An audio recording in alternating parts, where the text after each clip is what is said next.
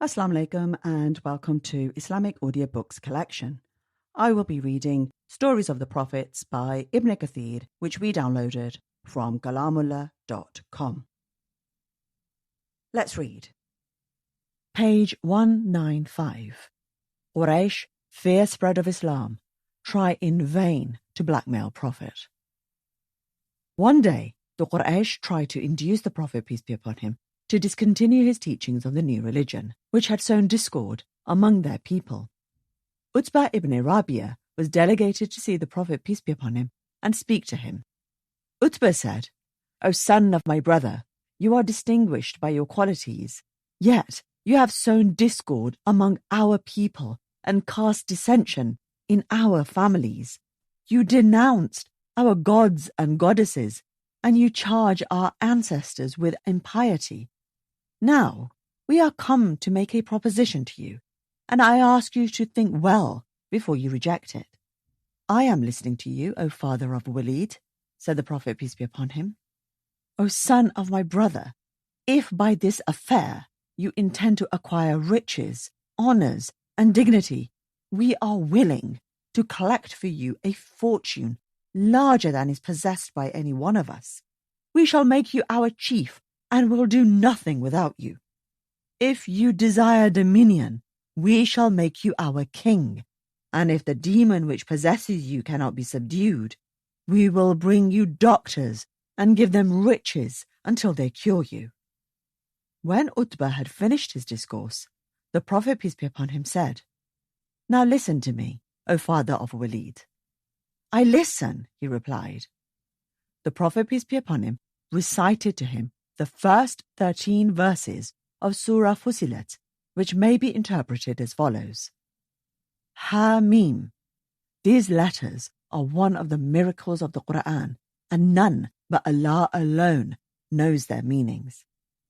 A revelation from Allah, the most beneficent, the most merciful. A book whereof the verses are explained in detail. A Qur'an in Arabic for people who know, giving glad tidings of paradise to the one who believes in the oneness of Allah, Islamic monotheism, and fears Allah much, abstains from all kinds of sins and evil deeds, and loves Allah much, performing all kinds of good deeds which He has ordained, and warning of punishment in the hellfire to be the one who disbelieves in the oneness of Allah. But most of them turn away, so they listen not.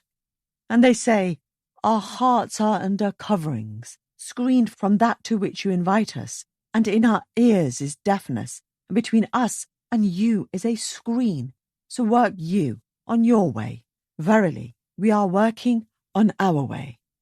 Say, O Muhammad, I am only a human being like you. It is inspired in me that your Ilah, God, is one Ilah, God, Allah. Therefore take the straight path to Him with true faith, Islamic monotheism, and obedience to Him, and seek forgiveness of Him. And woe to al-mushrikeen, polytheists, pagans, idolaters, and disbelievers in the oneness of Allah, etc., those who worship others along with or set up rivals or partners to Allah, etc. Those who give not the zakah, and they are disbelievers in the hereafter.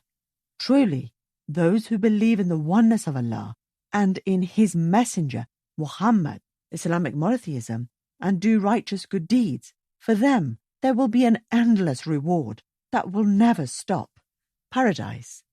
Say, O Muhammad, do you verily disbelieve in Him who created the earth in 2 days, and you set up rivals in worship with Him? That is the Lord of the Alameen, mankind, jinn, and all that exists. He placed therein, the earth, firm mountains from above it, and He blessed it and measured therein its sustenance for its dwellers in 4 days equal. All these 4 days were equal in the length of time for all those who ask about its creation. Then He, istawa, rose over towards the heaven when it was smoke, and said to it and to the earth, Come, both of you willingly or unwillingly. They both said, we come willingly.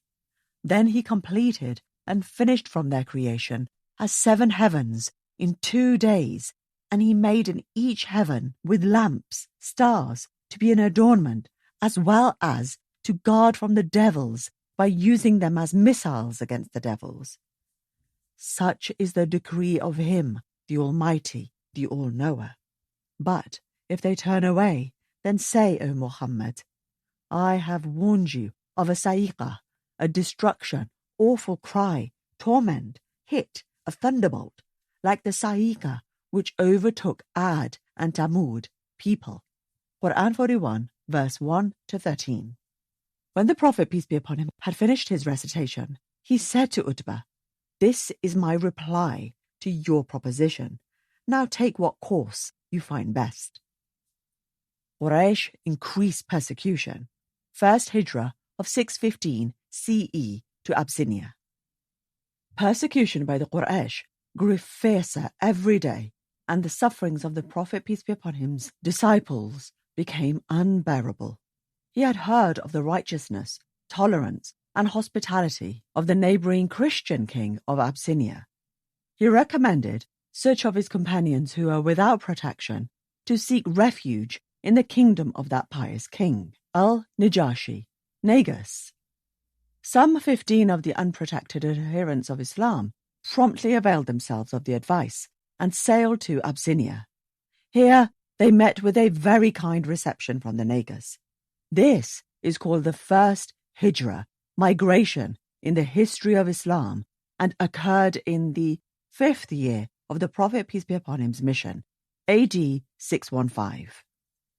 These emigrants were soon followed by many of their fellow sufferers, until the number reached 83 men and 18 women. The hostile Quraysh, furious at the escape of their victims, sent deputies to the king of Abyssinia to request him to deliver up the refugees, that they might be put to death for adjuring their old religion and embracing a new one. The king summoned the poor fugitives and inquired of them what was the religion which they had adopted in preference to their old faith. Jafar, son of Abu Talib and brother of Ali, acted as spokesman for the exiles. He spoke thus, O king, we were plunged in the depth of ignorance and barbarism. We adored idols, we lived in unchastity, and we ate dead bodies, and we spoke abomination. We disregarded every feeling of humanity and sense of duty towards our neighbours, and we knew no law but that of the strong. When Allah raised among us a man of whose birth, truthfulness, honesty, and purity we were aware, He called us to profess the unity of Allah and taught us to associate nothing with Him. He forbade us the worship of idols and enjoined us to speak the truth, to be faithful to our trusts, to be merciful, and to regard the rights of neighbours. He forbade us to speak evil of the worship of Allah and not to return to the worship of idols of wood and stone, and to abstain from evil, to offer prayers, to give alms, to observe the fast. We have believed in Him. We have accepted His teachings and His injunctions to worship Allah alone and to associate nothing with Him. Hence, our people have persecuted us, trying to make us forgo the worship of Allah and to return to the worship of idols of wood and stone and other abominations. They have tortured us and injured us until, finding no safety among them, we have come to your kingdom, trusting you will give us protection against their persecution. Al-Najashi, Negus, king of Abyssinia, protects Muslims. After hearing the above speech, the hospitable king ordered the deputies to return to their people in safety and not to interfere with their fugitives. Thus, the emigrants passed the period of exile in peace and comfort. While the followers of the Prophet, peace be upon him, sought safety in foreign lands against the persecution of their people, he continued his warnings to the Quraysh more strenuously than ever. Again, they came to him with offers of riches and honour, which he firmly and utterly refused. But they mocked at him and urged him for miracles to prove his mission. He used to answer, Allah has not sent me to work wonders. He has sent me to preach to you. Thus, disclaiming all power of wonder-working, the Prophet, peace be upon him, ever rested the truth of his divine mission upon his wise teachings. He addressed himself to the inner consciousness of man, to his common sense, and to his better judgment. Say, O Muhammad, I am only a human being like you. It is inspired in me that your Ilah, God, is one Ilah, God, Allah.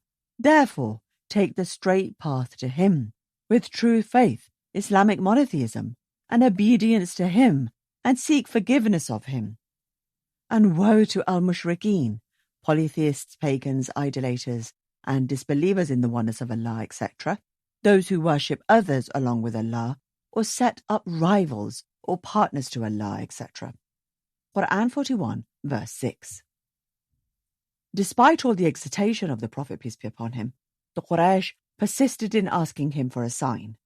They insisted that unless some sign be sent down to him from his Lord, they would not believe. The disbelievers used to ask, why has Muhammad not been sent with miracles like previous prophets? The Prophet, peace be upon him, replied, because miracles had proven inadequate to convince. Noah was sent with signs, and with what effect? Where was the lost tribe of Thamud? They had refused to receive the preaching of the Prophet Saleh unless he showed them a sign and caused the rock to bring forth a living camel. He did what they asked. In scorn, they cut the camel's feet, and then daring the Prophet to fulfill his threats of judgment, were found dead in their beds the next morning, stricken by the angel of the Lord. The Holy Qur'an is a miracle. There are 17 places in the Qur'an in which the Prophet, peace be upon him, is challenged to work a sign, and he answered them all to the same or similar effect. Allah has the power of working miracles, and has not been believed there are greater miracles in nature than any which could be wrought outside of it, and the Qur'an itself was a great and everlasting miracle. The Qur'an, the Prophet, peace be upon him, used to assert to the disbelievers, is a book of blessings, which is a warning for the whole world. It is a complete guidance and explains everything necessary. It is a reminder of what is imprinted on human nature and is free from every discrepancy and from error and falsehood. It is a book of true guidance and a light to all. As to the sacred idols, so much honored and esteemed by the pagan Arabs, the Prophet, peace be upon him, openly recited, they are but names which you have named, you and your fathers, for which Allah has sent down no authority. Qur'an 53, verse 23. When the Prophet, peace be upon him, thus spoke reproachfully of the sacred gods of the Quraysh, the latter redoubled their persecution. But the Prophet, peace be upon him, nevertheless continued his preaching, undaunted by the hostilities of his enemies or by their bitter persecution of him. And despite all opposition and increased persecution, the new faith gained ground. The national fair at Uqad, near Mecca, attracted many desert Bedouins and trading citizens of distant towns. These listened to the teachings of the Prophet, peace be upon him, to his admonitions, and to his denunciations of their sacred idols and of their superstitions. They carried back all that they had heard to their distant homes, and thus the advent of the Prophet, peace be upon him, was made known to almost all parts of the peninsula. Meccans plead to Abu Talib to stop the Prophet. The Meccans, however, were more than ever furious at the Prophet, peace be upon him's increasing preaching against their religion. They asked his uncle Abu Talib to stop him, but he could not do anything. As the Prophet, peace be upon him, persisted in his ardent denunciations against their ungodliness and impiety, they turned him out from the Kaaba, where he used to sit and preach, and subsequently went in a body to Abu Talib. They urged the venerable chief to prevent his nephew from abusing their gods any longer or uttering any ill words against their ancestors. They warned Abu Talib that if he would not do that, he would be excluded from the communion of his people and driven to side with Muhammad, peace be upon him. The matter would then be settled by fight until one of the two parties were exterminated. Abu Talib neither wished to separate himself from his people nor forsake his nephew for the idolaters to revenge themselves upon. He spoke to the Prophet, peace be upon him, very softly and begged him to abandon his affair. To this suggestion, the Prophet, peace be upon him, firmly replied, "O my uncle, if they place the sun in my right hand and the moon in my left hand to cause me to renounce my task, verily I would not desist therefrom until Allah made manifest his cause, or I perished in the attempt." The Prophet, peace be upon him, overcome by the thought that his uncle and protector was willing to desert him, turned to depart. But Abu Talib called him loudly to come back, and he came. "Say whatever you please, for by the Lord I shall not desert you, ever." Abu Talib protects his nephew, the Prophet, peace be upon him. The Quraysh again attempted in vain to cause Abu Talib to abandon his nephew. The venerable chief declared his intention to protect his nephew against any menace or violence. He appealed to the sense of honor of the two families of the Bani Hashim and the Bani Muttalib, both families being kinsmen of the Prophet, peace be upon him, to protect their member from falling victim to the hatred of rival parties. All the members of the two families nobly responded to the appeal of Abu Talib, except Abu Lahab, one of the Prophet, peace be upon him's uncles, who took part with the persecutors. Umar al-Khattab submits to Islam. During this period, Umar al-Khattab adopted Islam. In him, the new faith gained a valuable adherent and an important factor in the future development and propagation of Islam. Hitherto, he had been a violent opposer of the Prophet, peace be upon him, and a bitter enemy of Islam. His conversion is said to have been worked by the miraculous effect on his mind of a surah of the Qur'an, which his sister was reading in her house, where he had gone with the intention of killing her for adopting Islam.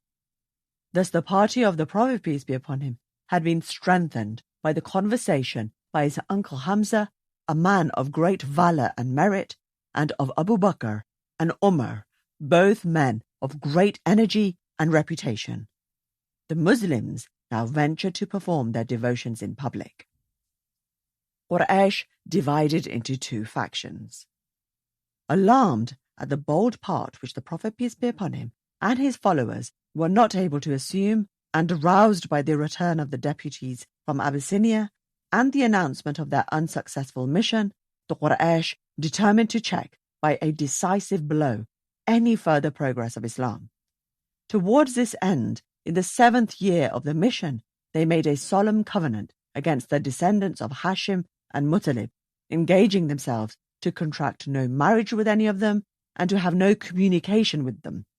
Upon this, the Quraysh became divided into two factions, and the two families of Hashim and Muttalib all repaired to Abu Talib as their chief. Abu Lahab's hatred of Islam. Abu Lahab, the Prophet, peace be upon him's uncle, however, out of his inveterate hate of his nephew and his doctrine, went over to the opposite party, whose chief was Abu Sufyan ibn Harb of the family of Umayyah. The persecuted party, Muslims as well as idolaters, betook themselves to a defile on the eastern skirts of Mecca. They lived in this defensive position for 3 years. The provisions which they had carried with them were soon exhausted. Probably they would have entirely perished, but for the sympathy and occasional help received from less bigoted compatriots. Reconciliation of the Quraysh. Towards the beginning of the 10th year of the mission, reconciliation was concluded between the Quraysh and the two families of Hashim and Abdul Muttalib through the intermediation of Hisham ibn Umar and Zubair ibn Abu Umayyah. Thus, the alliance against the two families was abolished, and they were able to return to Mecca. During the period of the Prophet, peace be upon him, and his kinspeople passed in their defensive position, Islam made no progress outside. When violence was considered sacrilege, the Prophet, peace be upon him, used to come out of his temporary prison to preach Islam to the pilgrims. Death of Abu Talib and Khadijah. In the following year, both Abu Talib and Khadijah died. Thus, the Prophet, peace be upon him, lost in Abu Talib the kind guardian of his youth who had hitherto protected him against his enemies, and in Khadijah his most encouraging companion. She was ever his angel of hope and consolation. The Prophet, peace be upon him, weighed down by the loss of his amiable protector and his beloved wife, without hope of turning the Quraysh from idolatry, with a saddened heart, yet full of trust, resolved to exercise his ministry in some other field. He chose Taif, a town about 60 miles east of Mecca, where he went accompanied by a faithful servant, Zayd. The tribe of Thaqif, who were the inhabitants of Taif, received Muhammad, peace be upon him, very coldly. However, he stayed there for 1 month. Though the more considerate and better sort of men treated him with little respect, the slaves and common people refused to listen to his teachings. They were outrageously indignant at his invitation to abandon the gods they worshipped with such freedom of morals and lightness of heart. At length they rose against him, bringing him to the wall of the city, obliged him to depart and return to Mecca. People of Medina accept the Prophet, peace be upon him. The repulse greatly discouraged his followers. However, the Prophet, peace be upon him, boldly continued to preach to the public assemblies at the pilgrimage and gained several new converts. Among them were 6 of the city of Yathrib, later called Medina, of the Jewish tribe of Khazraj. When these Yathribites returned home, they spread the news among their people that a prophet had arisen among the Arabs who was to call them to Allah and put an end to their inquiries. Miraj, ascension to the heavens, on a creature called Burak. In the 12th year of his mission, the Prophet, peace be upon him, made his night journey from Mecca to Jerusalem and thence to heaven. His journey, known in history as Miraj, ascension, was a real bodily one and not only a vision. It was at this time that Allah ordered the Muslims to pray the 5 daily prayers. Almighty Allah had said, "Glorified and exalted be He, Allah, above all that evil they associate with Him, who took His slave Muhammad for a journey by night from Al-Masjid al-Haram at Mecca to the furthest mosque in Jerusalem, the neighborhood whereof we have blessed, in order that we might show him, Muhammad, of our ayat, proofs, evidences, lessons, signs, etc. Verily, he is the all-hearer, the all-seer." Qur'an 17 verse 1. Abbas ibn Malik reported that Malik ibn Sasa said that Allah's Messenger, peace be upon him, described to them his night journey, saying, "While I was lying in Al-Hatim or Al-Hijr, suddenly someone came to me and cut my body open from here to here. I asked Al-Jarud, who was by my side, 'What does he mean?' He said, 'It means from his throat to his pubic area,' or said, 'from the top of the chest.' The Prophet, peace be upon him, further said, 'He then took out my heart. Then a gold tray of belief was brought to me, and my heart was washed and was filled with belief, and then returned to its original place. Then a white animal, which was smaller than a mule and bigger than a donkey, was brought to me.' On this, Al-Jarud asked, 'Was it the Burak, O Abu Hamza?' I, Anas, replied in the affirmative. The Prophet, peace be upon him, said, 'The animal's step was so wide that it reached the farthest point within the reach of the animal's sight. I was carried on it.' Miraj, Muhammad, peace be upon him's encounter with Adam. Hadith. Gabriel set out with me till we reached the nearest heaven. When he asked for the gate to be opened, it was asked, 'Who is it?' Gabriel answered, 'Gabriel.' It was asked, 'Who is accompanying you?' Gabriel replied, 'Muhammad.' It was asked, 'Has Muhammad been called?' Gabriel replied in the affirmative. Then it was said, He is welcomed. What an excellent visit his is. The gate was opened, and then I went over the first heaven. I saw Adam there. Gabriel said to me, "This is your father, Adam. Pay him your greetings." So I greeted him, and he returned the greetings to me and said, "You are welcome, O pious son and pious prophet." Miraj, Muhammad, peace be upon him's encounter with John and Jesus, Hadith. Then Gabriel ascended with me till we reached the second heaven. Gabriel asked for the gate to be opened. It was asked, "Who is it?" Gabriel answered, "Gabriel." It was asked, "Who is accompanying you?" Gabriel replied, "Muhammad."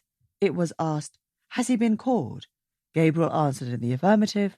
Then it was said, "He is welcomed. What an excellent visit his is." The gate was open. When I went over the second heaven, here I saw John, Yahya, and Jesus, Isa, who were cousins of each other. Gabriel said to me, "These are John and Jesus. Pay them your greetings." So I greeted them, and both of them returned my greetings to me and said, "You are welcomed, O pious brother and pious prophet." Miraj, Muhammad, peace be upon him's encounter with Joseph, Hadith. Then Gabriel ascended with me to the third heaven and asked for his gate to be opened. It was asked, "Who is it?" And Gabriel replied, "Gabriel." It was asked, "Who is accompanying you?" Gabriel replied, "Muhammad." It was asked, "Has he been called?" Gabriel replied in the affirmative. Then it was said, "He is welcomed. What an excellent visit his is." The gate was opened, and when I went over the third heaven, there I saw Joseph, Yusuf. Gabriel said to me, "This is Joseph. Pay him your greetings." So I greeted him, and he returned the greetings to me and said, "You are welcomed, O pious brother and pious prophet." Miraj, Muhammad's encounter with Enoch, Hadith. Then Gabriel ascended with me to the fourth heaven and asked for his gate to be opened. It was asked, "Who is it?" Gabriel replied, "Gabriel." It was asked, "Who is accompanying you?" Gabriel replied, "Muhammad." It was asked, "Has he been called?" Gabriel replied in the affirmative. Then it was said, "He is welcomed. What an excellent visit his is." The gate was opened. When I went over the fourth heaven, there I saw Enoch, Idris. Gabriel said to me, "This is Enoch. Pay him your greetings." So I greeted him, and he returned the greetings to me and said, "You are welcomed, O pious brother and pious prophet." Miraj, Muhammad's encounter with Aaron, Hadith. Then Gabriel ascended with me to the fifth heaven and asked for his gates to be opened. It was asked, "Who is it?" Gabriel replied, "Gabriel." It was asked, "Who is accompanying you?" Gabriel replied, "Muhammad." It was asked, "Has he been called?" Gabriel replied in the affirmative. Then it was said, "He is welcomed. What an excellent visit his is." So when I went over the fifth heaven, there I saw Aaron, Harun. Gabriel said to me, "This is Aaron. Pay your greetings." So I greeted him, and he returned his greetings to me and said, "You are welcomed, O pious brother and pious prophet." Miraj, Muhammad, peace be upon him's encounter with Moses, Hadith. Then Gabriel ascended with me to the sixth heaven and asked for his gates to be opened. It was asked, "Who is it?" Gabriel replied, "Gabriel." It was asked, "Who is accompanying you?" Gabriel replied, "Muhammad." It was said, "Has he been called?" Gabriel replied in the affirmative. It was said, "He is welcomed. What an excellent visit his is." When I went over the sixth heaven, there I saw Moses, Musa. Gabriel said to me, "This is Moses. Pay him your greeting." So I greeted him, and he returned the greetings to me and said, "You are welcomed, O pious brother and pious prophet." When I left him, Moses, he wept. Someone asked him, "What makes you weep?" Moses said, "I weep because after me there has been sent as prophet a young man whose followers will enter paradise in greater numbers than my followers." That is it for today. Jazakallah khair for listening.